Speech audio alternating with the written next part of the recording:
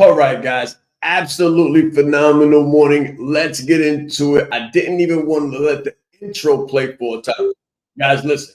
Super excited. Didn't even want to let the intro play four times, only three. This is your Breakfast with the Brand. I am your host, Sean Wright East. As always, usually flanked by the phenomenal Bobby Jackson, but he's experiencing some technological issues. Guys, listen. Stay ready so you don't have to get ready. Stay ready so you don't have to get ready. Check 1, 2. Always check 1, 2. Check everything that you're supposed to do. Why? Because life is going to show up, right? Life is going to show up no matter what you do. Surprises are going to come out of everywhere, every single crevice. So somebody said something in the comments real quick already. And it was, let's see who it was, Katrina Hall. So Katrina says, meaningful Monday. So, everybody does the motivational Mondays, motivational Monday. I want to introduce you to something that a phenomenal leader stated, and that's meaningful Monday. So I want to ask you right now, is your Monday morning meaningful so far? Has it been meaningful? Do you know where you're at? Do you know where you're going? What do your parameters look like? What do your parameters look like? How early did you get up? Sometimes we wake up and we're not motivated. And when you lose motivation, discipline kicks in because there will be those moments, there will be those mornings, and there will be those Mondays. I guarantee you this. There will be those moments, there will be those mornings, and there will be those Mondays where you just don't feel like it. Anybody know what I'm talking about? You just don't feel like it. Like today's not the day. You're not for it this morning. Like today is not the day. But you're still killing it because your discipline showed up. This is what I'm talking about, guys. This is the difference between good and great and phenomenal. Write it down. There's degrees. There's levels to leadership. There's levels to leadership. Discipline is a leverage tool. That's right. Discipline is a leverage tool. So when the brake isn't working, right? When the motivation isn't working, you got to kick in the second gear. And that second gear is the discipline. Discipline will keep you going when motivation wears off, which it will. Because life shows up. Things happen. They say bad things happen to good people. Let me tell you something. When it rains on everybody's parade. You're not alone. You are not alone. You've lost some things. You've lost some people. Last year was a hard year. You are not alone. But you woke up this morning and you have opportunity. You have opportunity. Forget the obstacles. You have opportunities. Forget the problems. You have possibility. And you also have Sean Wright East on your side, running and gunning right alongside you, waking you up this morning the right way with the Breakfast with the Brand. We'll be right back. Let's see if we can get Bobby in the house, help him, say a prayer for his technology system over there, right? Because he's going through some things. But again, this is your Breakfast with the Brand. We're going to talk about discipline and how discipline overrides motivation when motivation wears off. Let's grow. There's slow growth and then there's scale. There's incremental growth and then there's exponential growth. What I want to talk to you about is adding a zero to you and experiencing exponential scale. Incremental growth says 1 + 1 is 2. Exponential growth says 1 + 0 is 10. Incremental growth says 2 + 2 is 4. Exponential growth says 5 + 0 is 50. Guys, listen, when you add a zero to you, you can add a zero to the marketplace. You can add a zero to the value that you bring. So you can add a zero to your family, add a zero to your legacy. This is what we're talking about. We're not talking about incremental. We're talking about exponential. I always say that business is a spiritual game. Just imagine when you combine your skills, your values, your abilities, your talents to something bigger than you, something greater than you, something like the power of exponential. That is adding a zero. Add a zero to your competence. Add a zero to your confidence. This is about adding a zero in your life, your value, your industry, and your mission. Let's grow.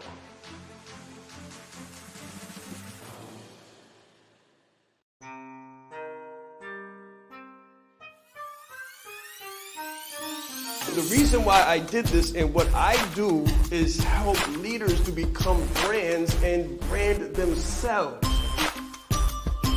You train people how to treat you by how you treat yourself.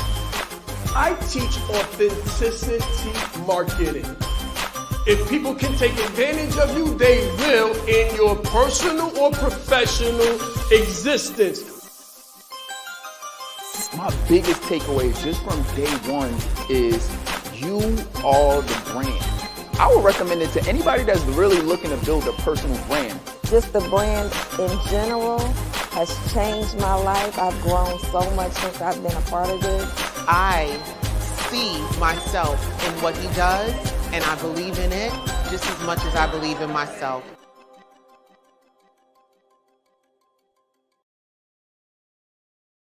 All right, guys. So it looks like the prayerfuls came in, right? The prayers came in. I tell people all the time, guys, you want to be prayerful, but you also want to be careful.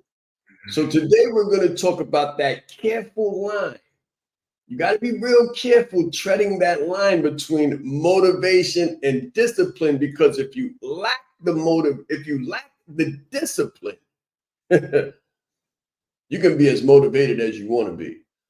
But if you lack the discipline, when motivation wears off, this is why everybody, and listen, guys, let me just say this real quick, because the thought just came in, just got the insight, just got the connection from above. Listen to this. How many of you already stopped what you started doing in the beginning of the year? You were super motivated. You said, I'm going to do this. This is the year. I'm going to start doing this many times, this many times. I'm going to make this many calls. I'm going to work out this many times. I'm going to stop eating this. And then the motivation wore off and the discipline was not in the building. Phenomenal morning, Bobby Jackson. How you doing, sir?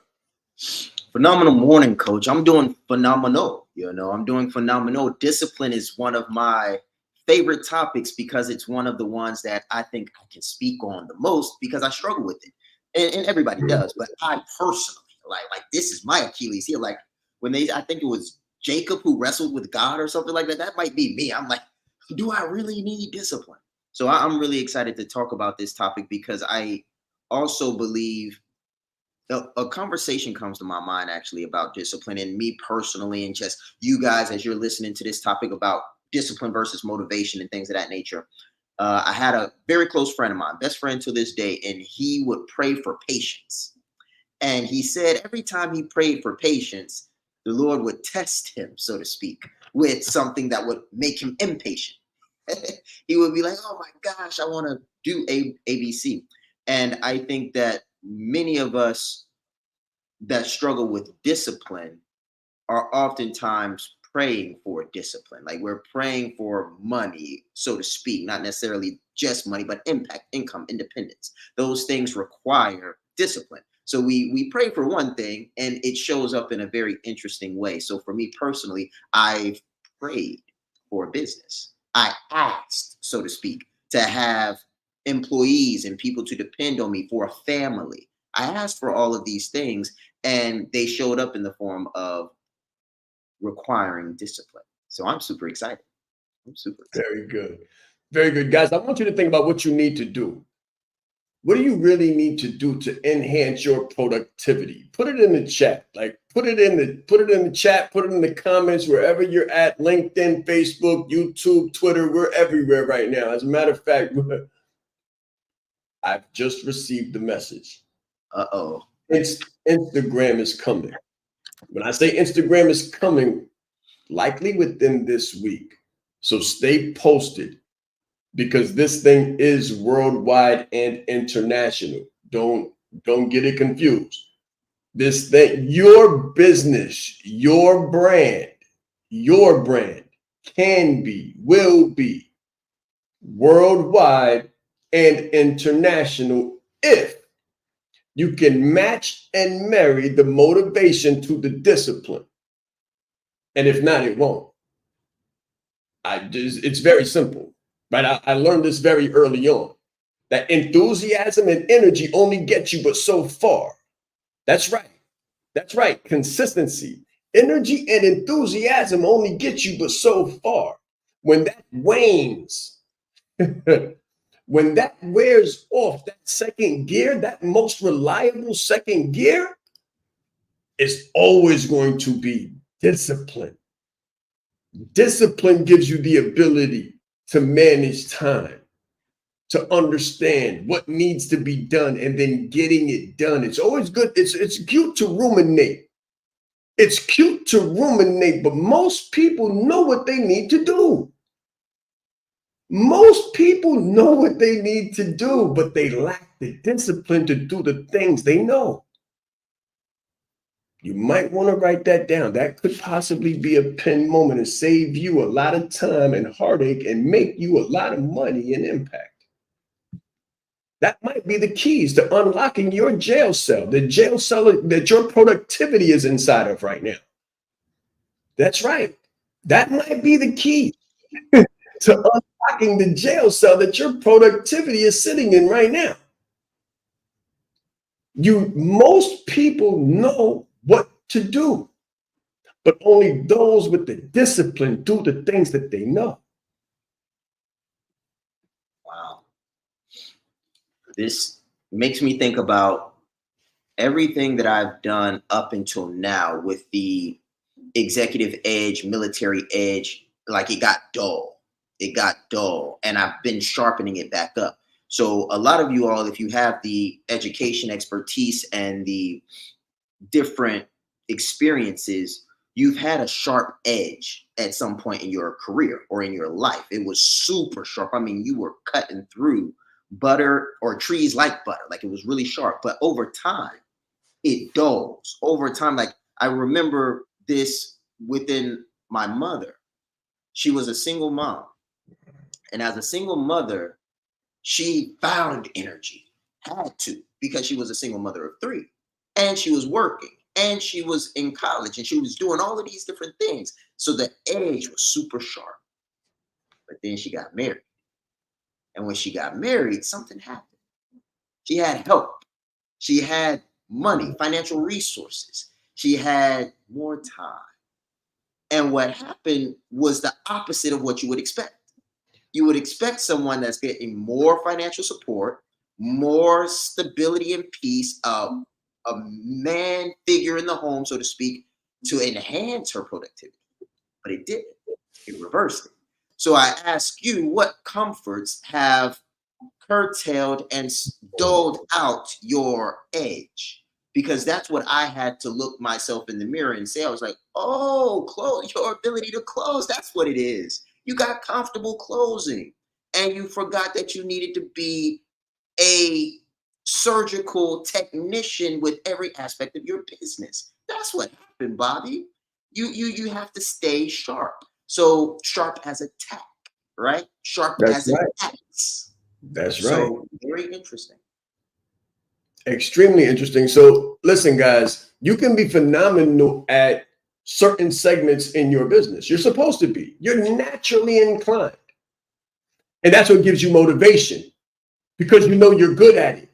You know you can crush it. So you're extremely motivated. And most people lean into their strength,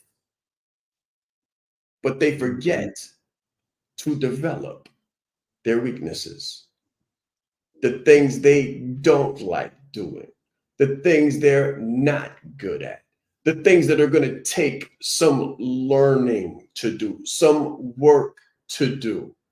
It's called the learning curve for a reason, because you got to bend the curve. It's not about what you're phenomenal at naturally. That's called talent. And this is the thing. Discipline creates character. Discipline creates character. And if you don't know the difference between the two, what's going to happen to you is you're going to let your talent take you somewhere that your character cannot sustain you. It's very important that you know yourself to the highest degree possible, because it's through knowing ourselves that we're able to know other people.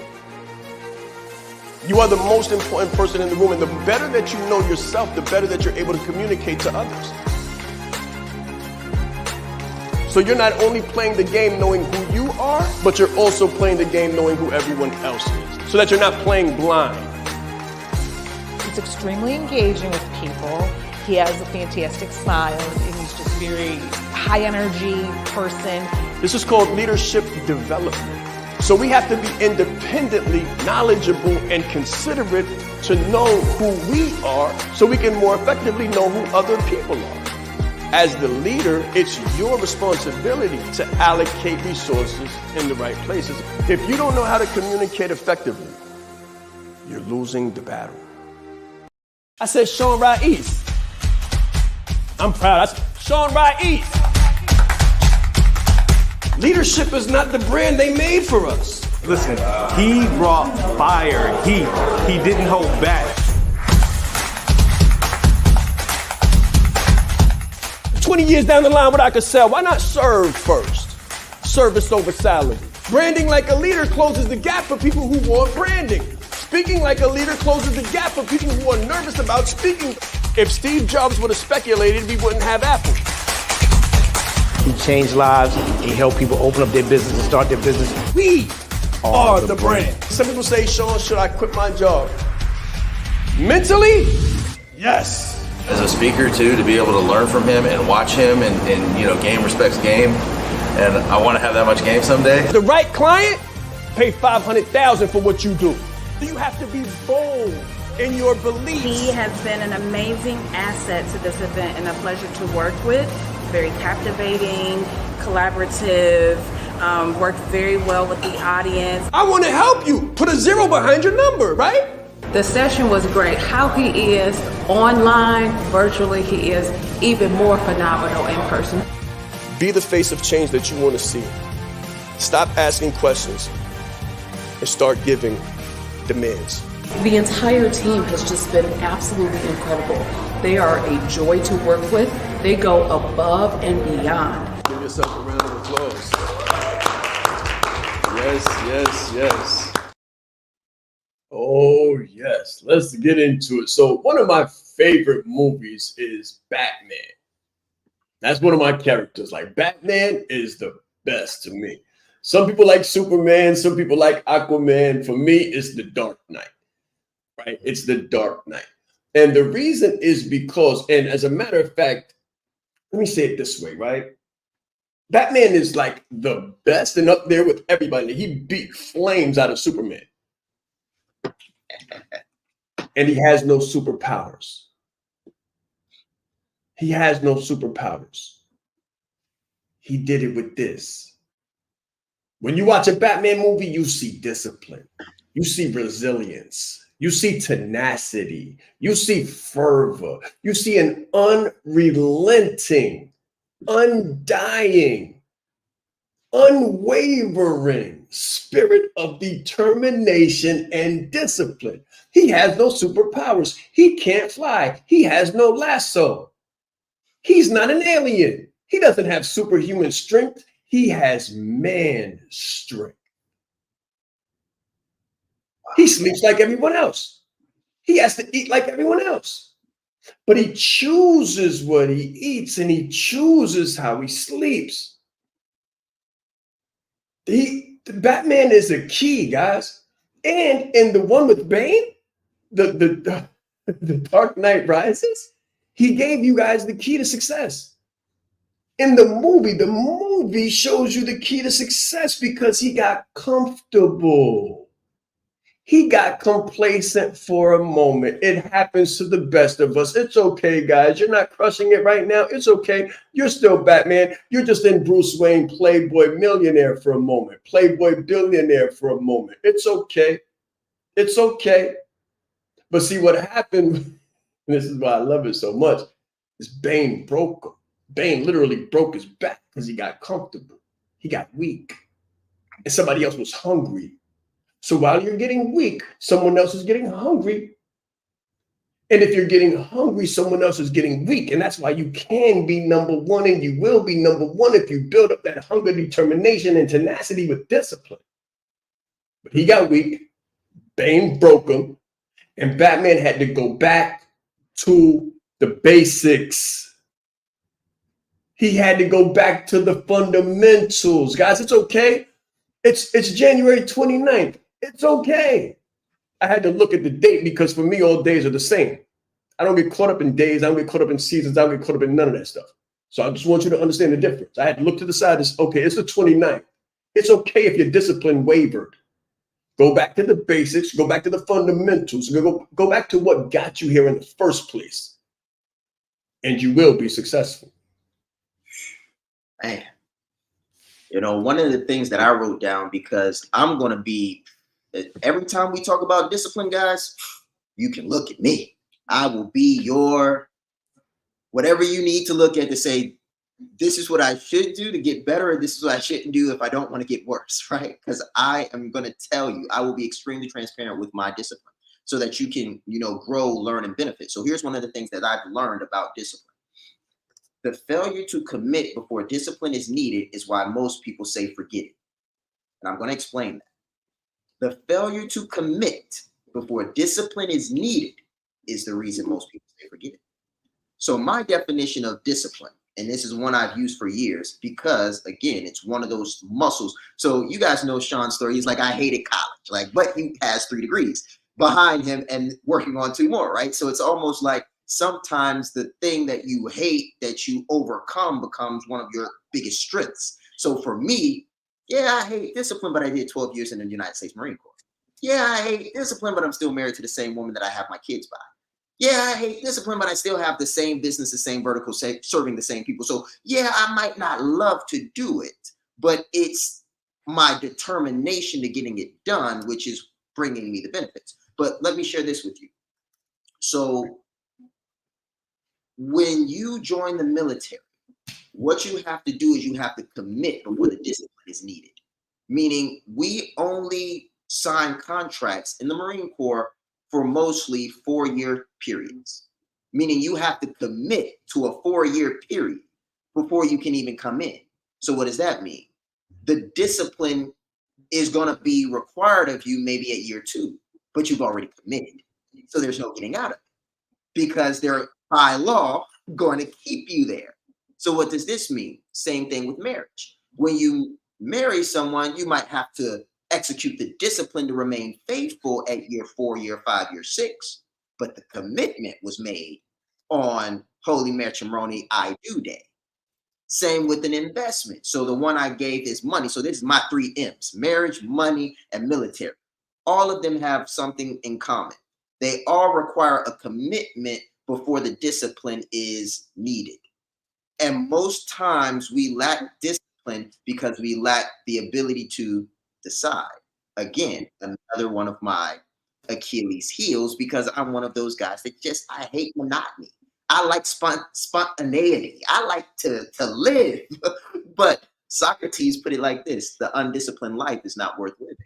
So there's so many interesting things that come into play here. But that's the piece that I wanted to leave you guys with. If you're struggling with discipline and then just trying to figure things out, I'll ask you this more directly so you can really take action on the statement I gave you: is have you committed to the thing, defined the commitment before the discipline is needed? Because if you haven't defined the diet and you haven't committed to the diet, when it's time for you to discipline yourself on day 4, day 5, day 6, you might waver simply because you're not committed. I won't say might waver. I'll say will waver. Because it gets cold, right? It gets cold. Things happen. You don't feel like working out in the extreme cold, extreme temperatures. Who does? Very few people. So what do? I keep my bedroom cold. I keep my bedroom cold so I wake up cold. I wake up in uncomfortable temperatures, what most people would call uncomfortable temperatures. What have I done? I've committed to submitting myself or sacrificing myself into unfamiliar and uncomfortable realms so I would become comfortable being uncomfortable. And who wants to work up? Who wants to wake up and work out? Who wants to wake up and hit the floor and start doing push-ups and go to the gym and start banging and clanging? It's the breakfast of champions, guys. It's the breakfast of champions. I'm going to give you a hack. I save a lot of my hacks for different programs that I have people in, right? And depending on the level of investment will determine the level of solution that you get from me, because I have to assess different situations, right? And these things that I give costed me millions of dollars, quite literally. So when you're here and you're able to receive something for free, please don't discount the value, because it's only me being a giving soul that you receive it. That's it. However, if you had, listen, so you could pay for it with money or you could pay for it with years. You could pay for it with money or you could pay for it with years and years of hard reality to finally wake up and come to the conclusion. But what I realized after coming to the conclusion was, if you do the hard things first, the rest gets easy. Do the hard things first so that the rest can become a landslide. You got to start your day going up, guys. Whatever it is that you don't like to do, spend the beginning of your day doing it. I tell my children, do the things that you hate in the beginning of your life, son. In the beginning of your life, daughter. Don't be like Sean Rice and wait till the last moment to get it right. Because what happens if you do, you don't have options. You have to win. You're betting it on now. You got twilight years left. A lot of us have squandered our youth. And now here we are, 40, 50, and it's like, I got to get it. I got to get it. I don't have the ability to fail. Like, I can't go up and down like an EKG machine. This has to be a hockey stick. This has to be a hockey stick. I can't play with my health. I can't go party. I can't do those things. We don't eat cake here. I have to go hockey stick one direction, because if I play games, I tell people this too, and I say it to my children as well. So please understand, I'm giving you something that's a jewel and it's a key to the throne.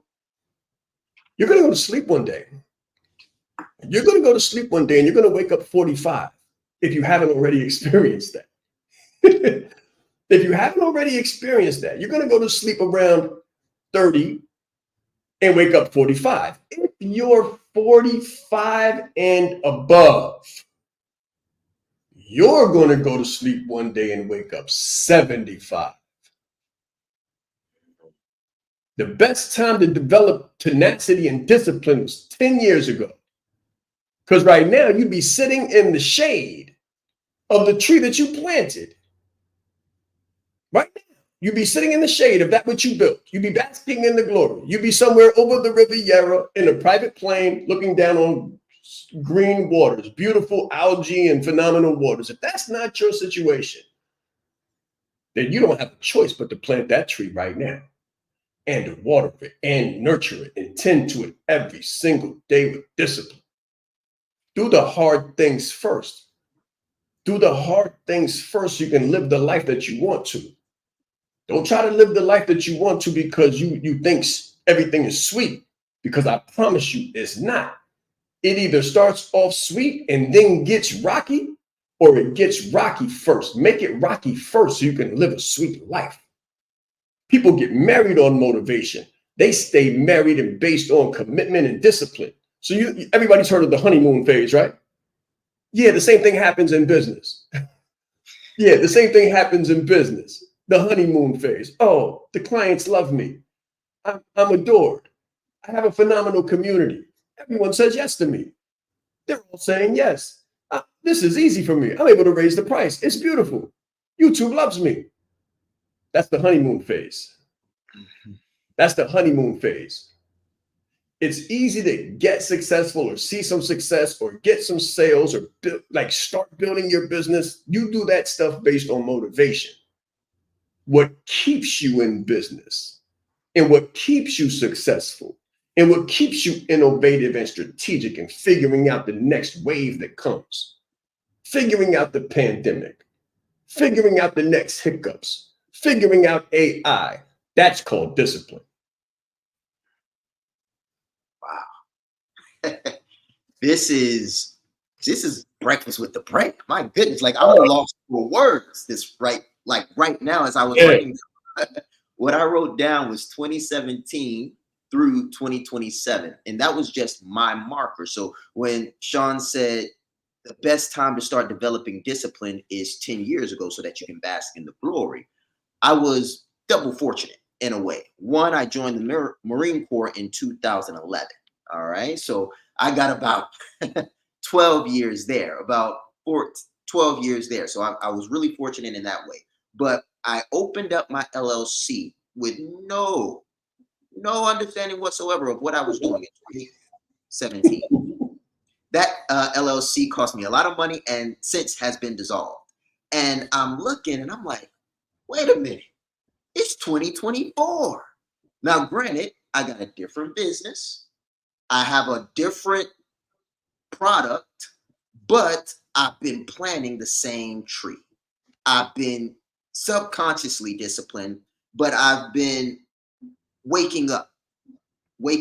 So what I would like to say to everyone that's watching this right now, you can be like me in the sense that you're doing things unconsciously, subconsciously, and just, going through the motions. And then I woke up at 2020. So I was doing this unconsciously for about 3 years. So you can build your business unconsciously and just kind of go through the motions, or you can be conscious and intentional about it now, which is what I didn't know to do. Like, I didn't know that I needed a coach. I didn't know that business was a spiritual game.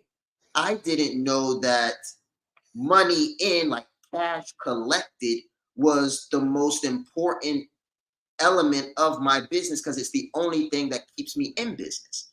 Like, you're gonna there's literally everything on your balance sheet in some degree, and I'm an accountant by trade, in some degree is a liability except for cash in. Cash in is the only asset because everything else is a liability until it's an asset.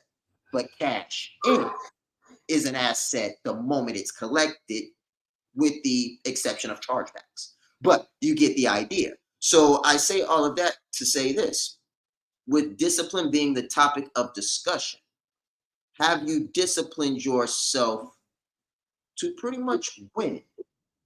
And I'll add one little caveat to this, because I discipline myself to work out every day. And I want to add this to you because Sean has taught us to turn our whys into whos. And I want to show you what discipline looks like for me and how it's evolved and how it's grown. So instead of counting numbers in the gym, I have names. So those of you all that know how big my family is, I have 7. It's 7 of us. 5 people that I'm responsible for, including myself. So what I do when I'm working out is I don't say 1, 2, 3, 4, 5. I'm not giving real names, but aliases. I say Lisa, Tommy, Johnny, Jim, Rochelle, Kim, Tony. And those are the ways I do my reps. And I discipline myself that way because the interesting thing about numbers is the numbers never change. The interesting thing about their names is their names never change. The interesting thing about discipline is sometimes when you're doing the same thing over and over and over again, that thing never changes. So here's my hack. If you're going to say the number anyway, and it's going to be the same number you've been saying, why not make that number a name? And if you make that number a name, why not hurt for that name? Because when I'm doing, so I put, when I'm going through it, whoever is upset me the most that day is who I put last. So when I'm hurting the most, like when I'm on the last rep, I say their name because I'm hurting the most and I'm pushing the hardest for them. So when I get up to that 8th rep and it hurt and I was like saying their name as I got there, I can look myself in the mirror and say, I did it for you. It hurt. I did it for you. And that's my form of discipline. Guys, thank you so much for that, Bobby. I'm about to give you a clinic I'm about to give you a clinic now. I run coaching clinics. Like I'm not the inspirational guy. Like you might hear me and get demotivated. Like, oh my God, this guy's destroying my Monday. Like, what is he doing? Right? I am not that person who really cares about how much you like him. I am that person who is really concerned with how successful you become, committed to that over our relationship. The relationship will work as long as your results do. That's me. I put results first. Let me get you results, and then we can build a relationship based on trust and based on evidence, not on emotion, and not on first looks, because looks wear off. Evidence-based and results remain. When I come back, I'm going to give you a coaching clinic based on last night's football game, which I very rarely ever do. Let's grow. I don't talk theory. I don't talk hyperbole. I don't talk opinion. Nothing I talk is anything but evidence-based.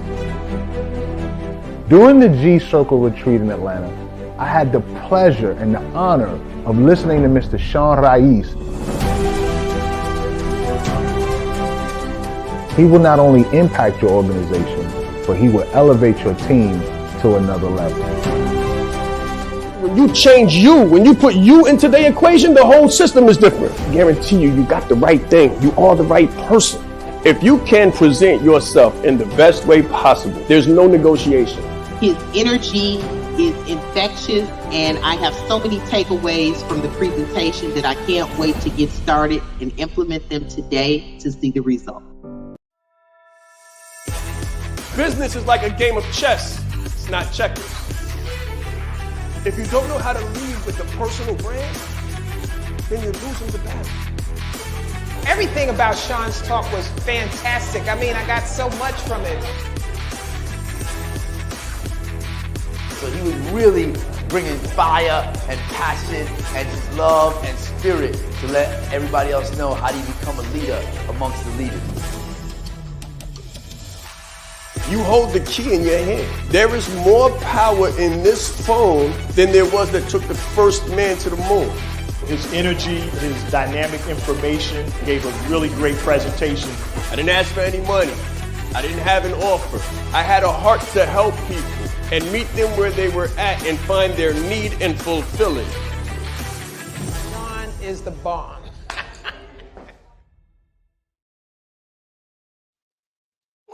Okay, so a lot of people got their feelings hurt last night, right? It just came in. I just got the wire. A lot of people got their feelings hurt last night. Hopes crushed to dust. Hopes crushed to dust, right? And give me 1 second because I want to make sure that I am absolutely correct here before I say something. Just give me 1 second to check the stats. I have a suspicion, but I want to make sure that I'm correct in my supposition before I state it, because again, I make sure that everything I say is evidence-based. Okay, great. So I have been confirmed. For one of the NFL's oldest franchises who have never made a Super Bowl appearance, the Detroit Lions have never, ever made an appearance at the Super Bowl. However, as of last night, they were one game away. They were one game away. And I don't really watch sports. I'll be honest. I play sports. Business is a contact sport. That's what I do.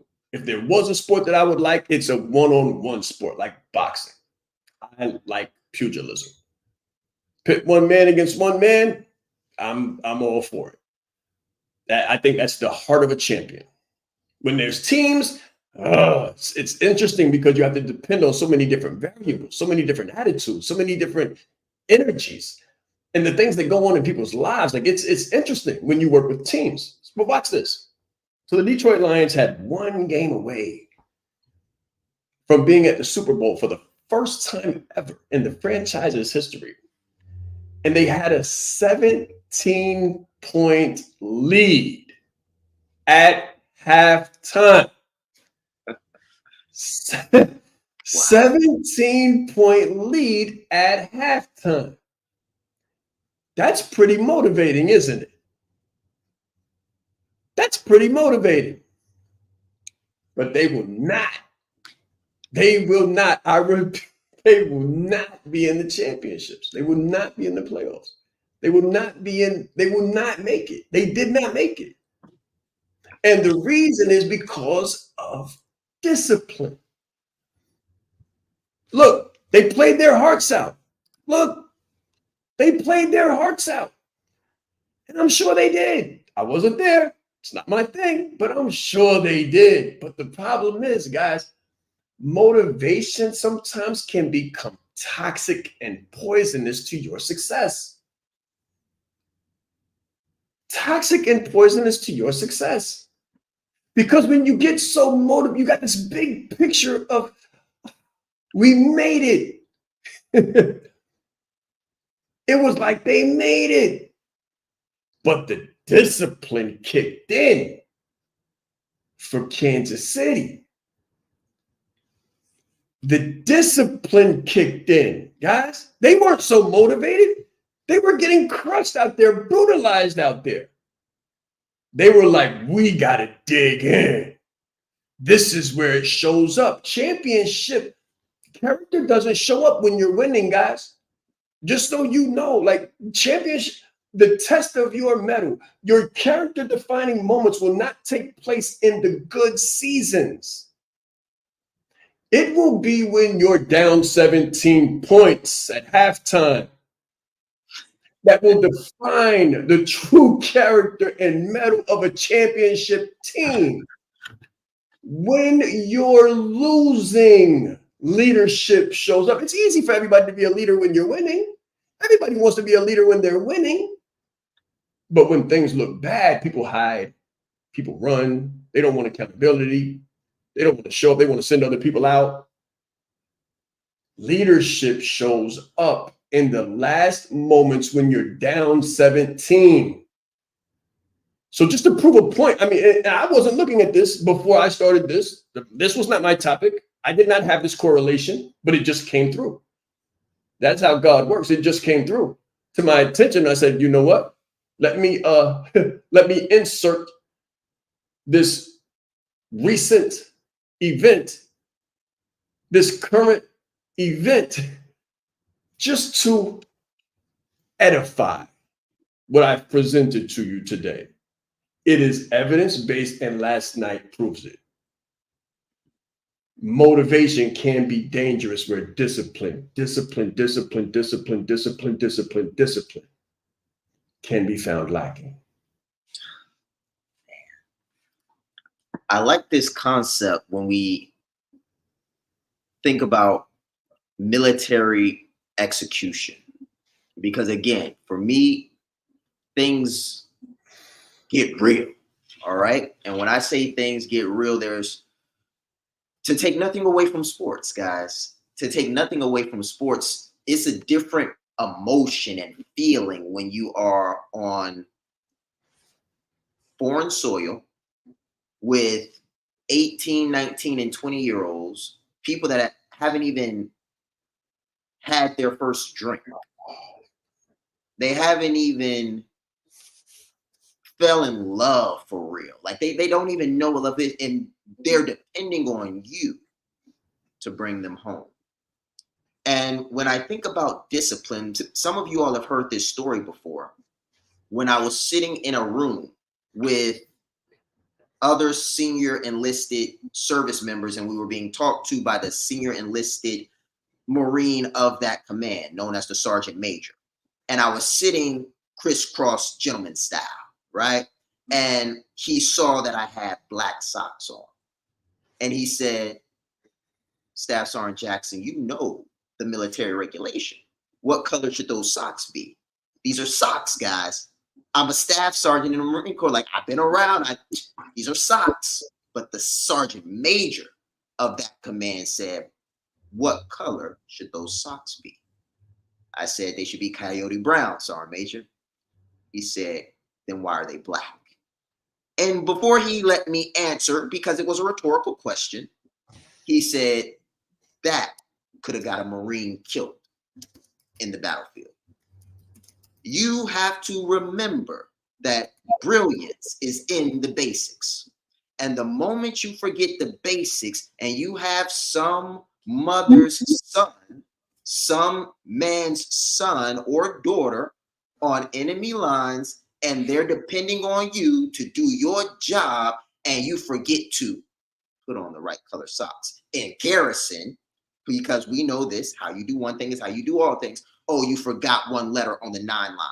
And now you're sending the chopper out, but it's 2 miles off and they're done. Toast.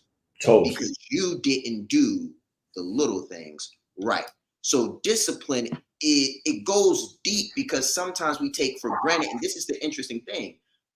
Discipline, in my experience, has the greatest effect when you do the small things consistently over time. It's rarely being disciplined, and I'm not saying it's never, but I'm saying it's rarely being disciplined in these huge, gigantuous things. It's eating, something you do every day. It's sleeping, going to sleep at the right time. It's thinking, something you do every day, a small thing, but it's a huge thing over time. And when we don't discipline ourselves to do the small things, such as wearing the right color socks in garrison, like Staff Sergeant Jackson, we find ourselves in combat zones not doing the small things where the stakes are far higher. You know, I want to elaborate a little bit on experience. Now, I think now that the Lions have tasted defeat so close, so very close, I believe they will come back from this. That's what defines champions. That's what defines a champion. Getting hit and getting back up. Coming back, countering, deflecting, losing. I remember the video and the saga that was Muhammad Ali, and when his jaw got broke in the 2nd round. I told you that's one thing I'm a buff at. Like I'm an aficionado when it comes to pugilism. So he was fighting and he got his jaw broke in the 2nd round. So literally his jaw was broke and hanging down.